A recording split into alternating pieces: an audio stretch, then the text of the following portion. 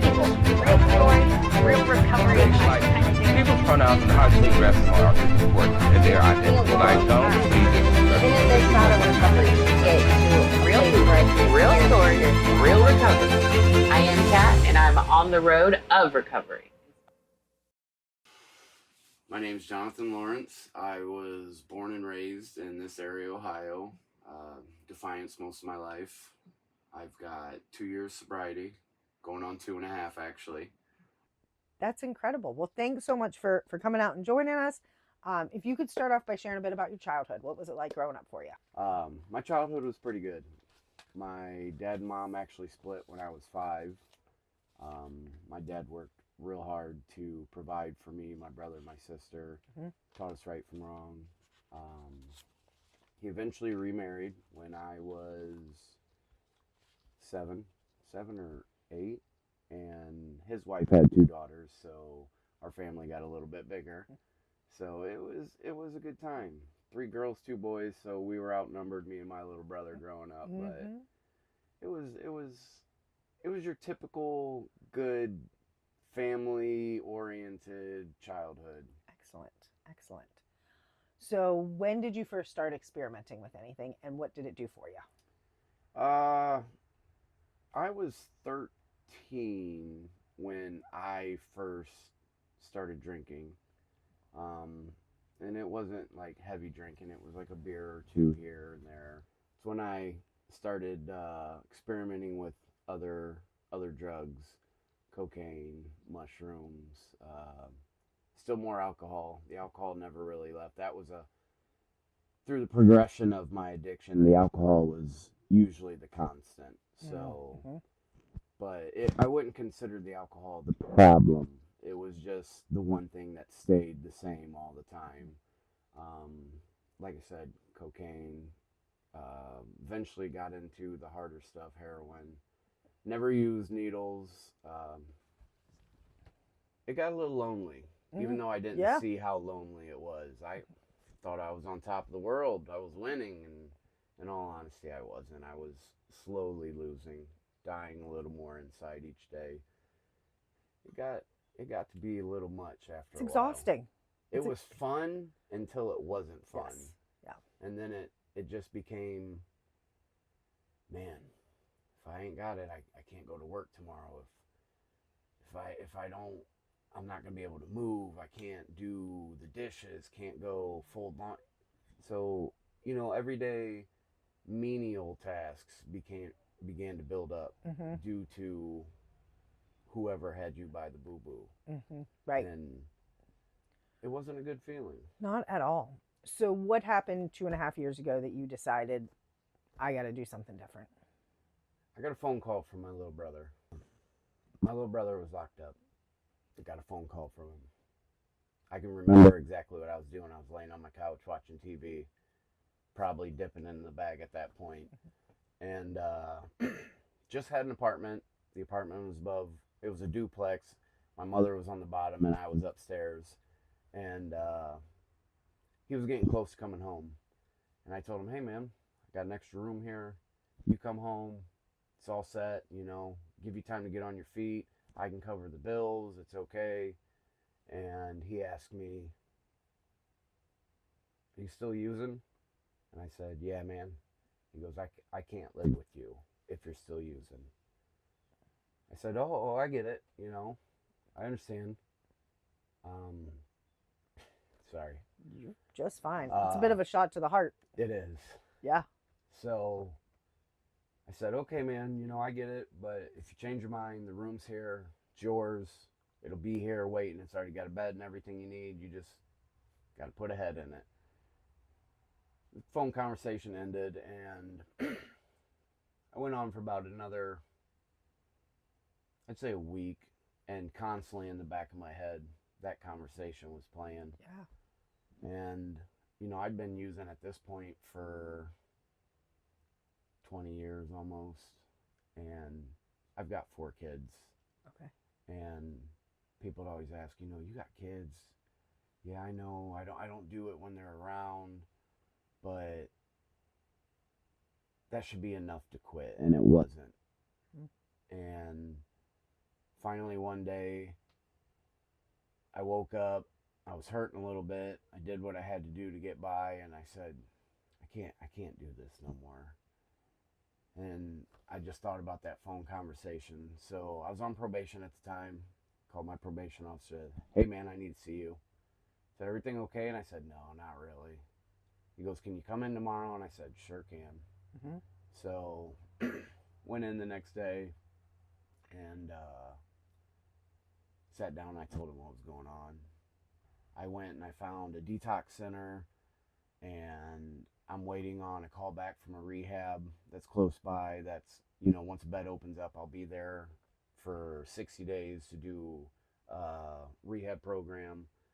And he said, so you've been dirty? And I said, yeah. He goes, do I want to know? I said, probably not.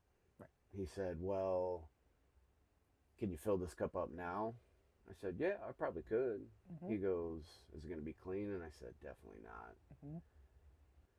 Sheriff walked into the room behind me, and I kind of looked over my shoulder, and I looked back at him, and I said, this route? And he said, yeah. I said, you want to stand up? And stood up, emptied the pockets, made a phone call. Yeah, he put me in a holding for about 6 days, and then the rehab opened up, and I got a bed, and I haven't looked back since.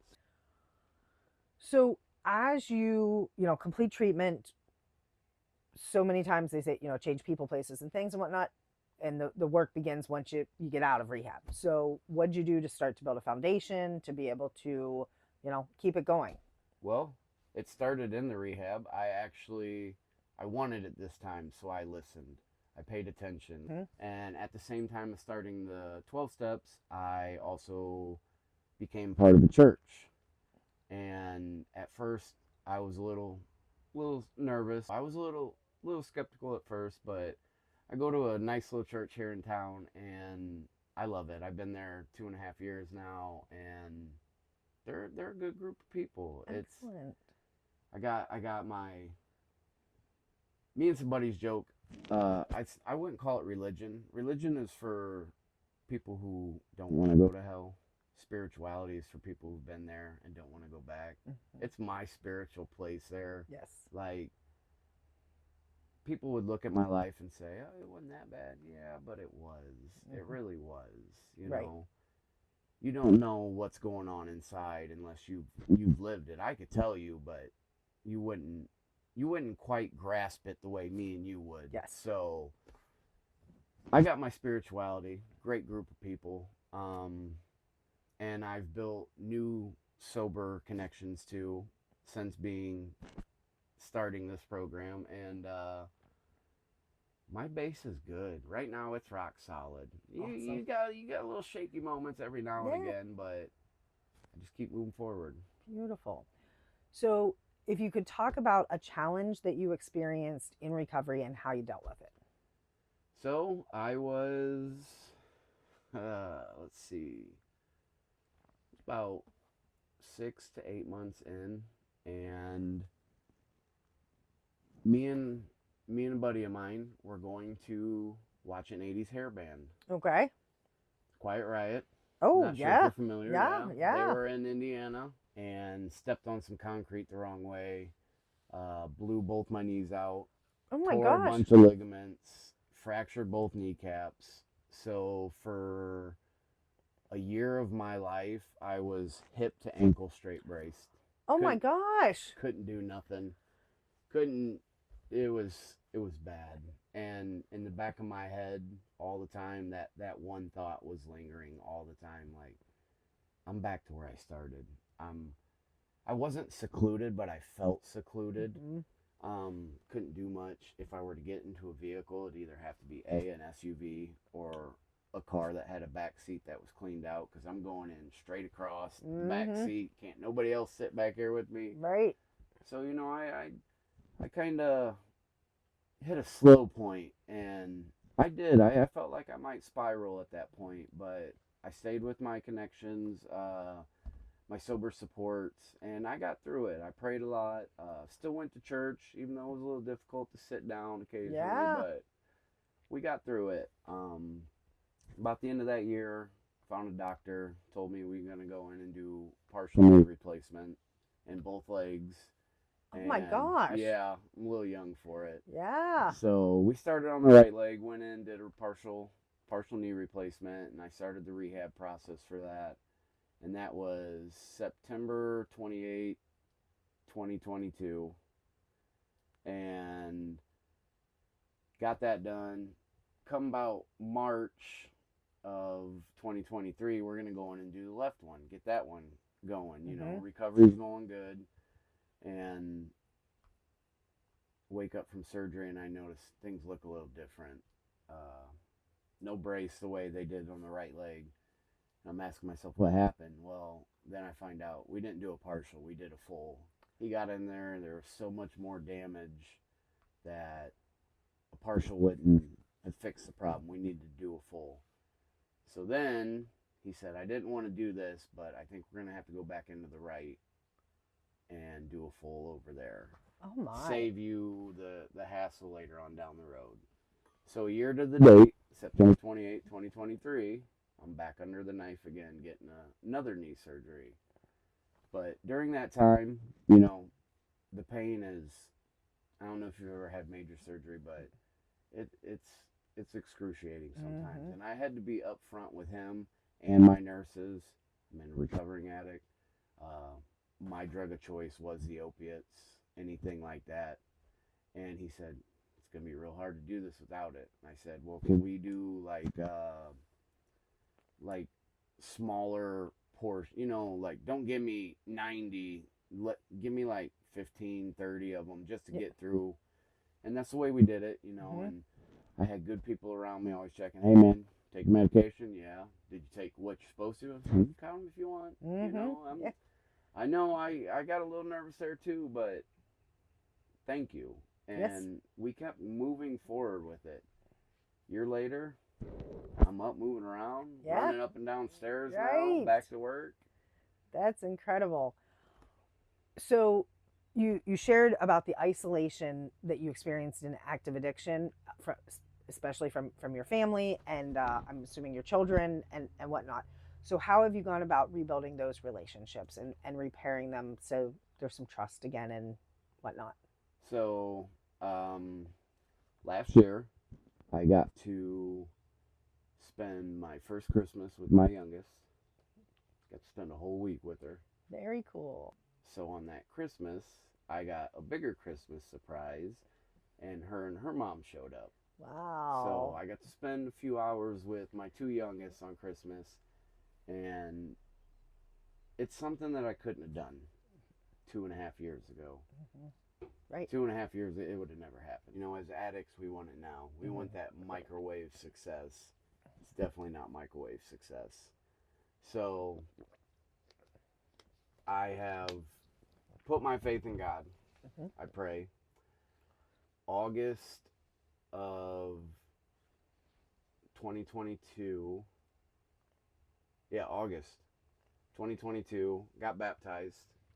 And I'm 37 years old now, so I was 35 when I got baptized. And I think that was really the base of moving forward for me after rehab. I mean, I had already had the plan of where I wanted to go, but that was the base for me. So now I've got my spirituality on lock, and I'm just moving forward one step at a time, one breath at a time, one day at a time. It's not always rainbows and butterflies. It's really not. Yes. I mean, the outside may look good now, but the outside kind of looked, in my opinion, good when I was, but it definitely looks good now. And I've come so far. I just tell myself, is that one step to the side or that one step back worth negating the miles and miles that you've traversed so far? So, if anything, it may not be easy right now, but there's always someone there that is willing to listen and help you carry that burden rather than you making a choice that could be permanent for a temporary problem. So, no permanent solutions for temporary problems. Beautiful. That is perfect. Excellent. Well, again, thank you so much for joining us. This has been incredible. You have such a story of hope and faith that will speak to lots of people really well.